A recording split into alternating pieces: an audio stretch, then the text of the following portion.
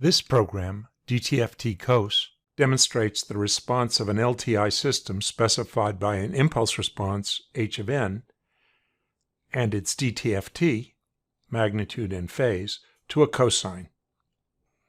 You specify the system by means of these two vectors here, b and a, which are the coefficients of the numerator and denominator polynomials of h of z in terms of powers of z to the minus 1. So for example, for a finite length sequence, there we go. The top plot here again is h of n. The second plot, x of n, is a cosine whose frequency is determined by the value of this cursor here. So right now the cursor is at 0 frequency, therefore the cosine is a constant.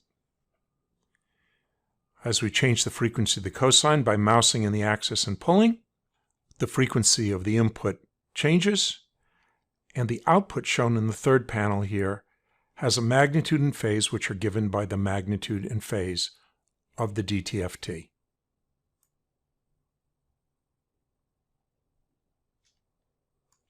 You can also change the frequency of the cursor with the slider or by entering a value here.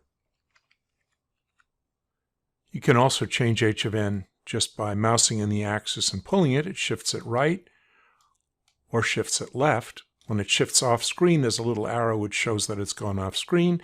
You can center the plots so that you can do both positive and negative time delays around 0 and watch the output change appropriately. By selecting the autoscale control, you normalize this bottom trace to full scale so that when you change the frequency, you can show that for a linear phase system, you always get the same time delay.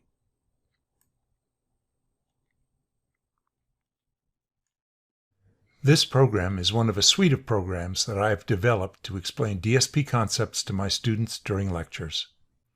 There are now well over 24 programs covering many aspects of the material in the book, including complex exponentials and sinusoids, convolution, the DTFT, pole zero plots and their relation to frequency and impulse response, A to D and D to A conversion, including upsampling, downsampling, resampling, and aliasing, the design of many types of FIR filters and their application to the filtering of speech and other signals, the design of IIR filters, circular shift and convolution using the DFT, the discrete cosine transform, and the short-time Fourier transform. A selection of these programs is being made available to instructors who are currently adopting the book in their classrooms.